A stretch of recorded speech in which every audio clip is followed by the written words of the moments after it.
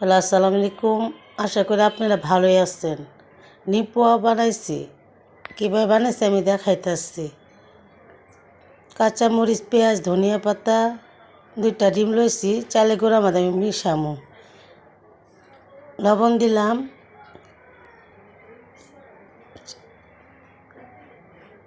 চিনি দিলাম, 3 চামচ চিনি দিচ্ছি। পরিমাণ মতো পানি দিয়ে আগে একটু গুলাইতেছি।